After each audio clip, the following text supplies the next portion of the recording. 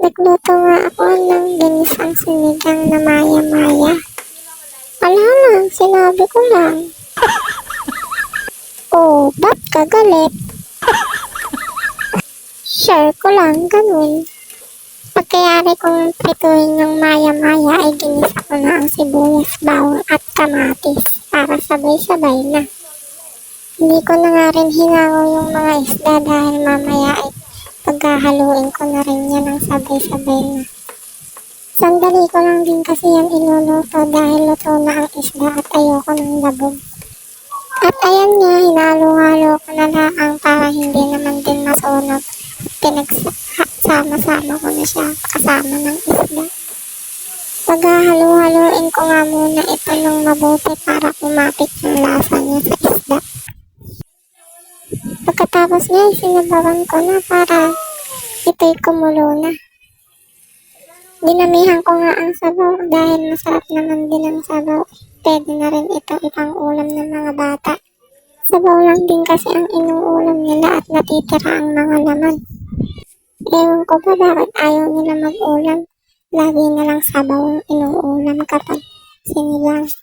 Nilagay ko na nga ng iba pang sangkap para hindi masyadong malabog ang mga isda. Nagmamadali na nga rin kasi akong magluto at nang makakain na kami dahil mga oras na yun ay aalis din kami. Ihahatid ko pa kasi sa school ang mga bata dahil may pasok sila. Napakahirap naman talaga na maging mami. Hindi ko na nga nabigyan pagkatid ko sa mga bata dahil mga oras na ipapunta na kami sa palengke. Pagkarating nga namin ay naghanap na kami ng sandals na pang graduation. Ang hirap kasi bilan sa online, ang hirap hanapan ng sukat niya. Kaya mas maganda talaga yung actual at nakikita mong kasya talaga sa kanya. Ang tagal nga namin nag-iikot dahil may iba pa kaming bibilin.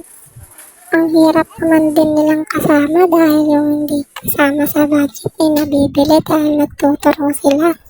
Nung may nahanap nga kaming sukat sa paa niya at nag-iisa na lang. Kaso kulang ang budget kaya babalik na lang kami.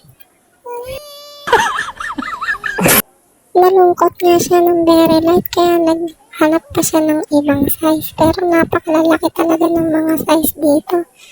Iisa lang talaga yun. Kaso kulang ang budget niya talaga. Kaya inaliw niya na lang ang sarili niya magsukat-sukat. Sabi ko pagbalik namin ay bibili na namin yun. Dito namang isang batang kasama namin ay kinakayag ako papunta doon dahil nagpapabili naman ng sapatos niya. Ang graduation niya rin daw. Inuto-uto ko nga lang para hindi siya umiyak at binilang ko na lang siya ng stepping niya. Oo siya, magbabayad na kami.